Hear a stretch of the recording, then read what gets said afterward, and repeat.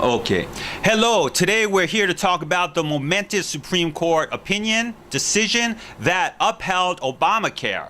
The decision was written by Justice Roberts, who is also the swing vote in the case. Justice Roberts has been traditionally known as a conservative justice. Therefore, it came as some surprise that he came out with a deciding vote that actually upheld Obama's program for national health care. Now, the reason why the opinion is very significant is because the Obama camp believes that this is a victory for their camp, or at least is pronouncing it as such for expedient or political purposes. But in reality, it's not so favorable for liberals or other parties that seek the expansion of powers of the federal government.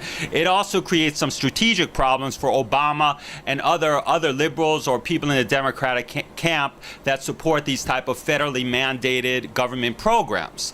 So what happened was Obama's lawyers wanted to have the Obamacare upheld on the basis of the Commerce Clause. Now, the Commerce Clause is the clause in the Constitution that allows the federal government to regulate commerce between the states. So at the early onset of the use of the Commerce Clause was read very narrowly, and it dealt specifically with commerce between the states. But somewhere in the mid-1800s, the Supreme Court slowly began to expand the Commerce Clause, where they said that any matters that could potentially affect interstate commerce are also covered by the Commerce Clause. So matters that are normally within states' rights, that are the province of state governments, if they could potentially affect interstate commerce, they were also held to be within the valid and legal powers of the federal government to enact laws and regulations for that control. This led to a vast expanse of federal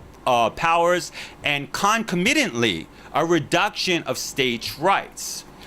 So what Roberts did is he stated that although he agrees with the decision of the split court, the four members that believed in Obamacare and believed that it could be upheld under the Commerce Clause, he stated that his rationale, his reasoning for upholding Obamacare as constitutional was not based on the Commerce Clause. He stated that his reasoning was that Obamacare can be upheld on the inherent rights to taxation of Congress under the Constitution.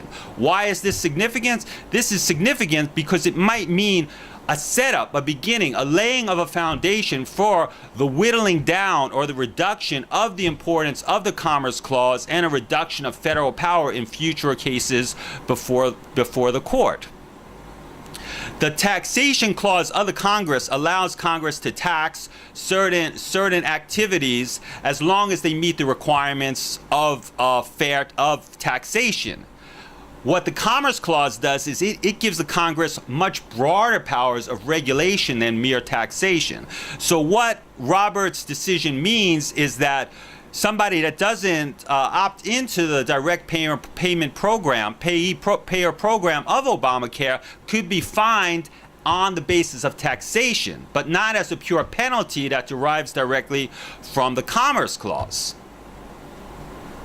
So in the short term, the Obama camp has won in that Obamacare has been held up as constitutional, but the sword swings both ways. And when this sword swings back, it means a reduction of the powers of the federal government pursuant to the Commerce Clause, which is one of the favorite clauses used by federal government expansionists to expand the power of the federal government. So this is not so good for the Democratic or liberal camp that seeks an extension or broadening of the federal powers. The second thing that the significance of Roberts' decision is that he basically said if it walks like a duck, if it quacks like a duck, it's a duck. And trying to justify this program under purely a Commerce Clause as a federal requirement and those who don't pay in to be charged a penalty, he said that's nonsense. This is a tax.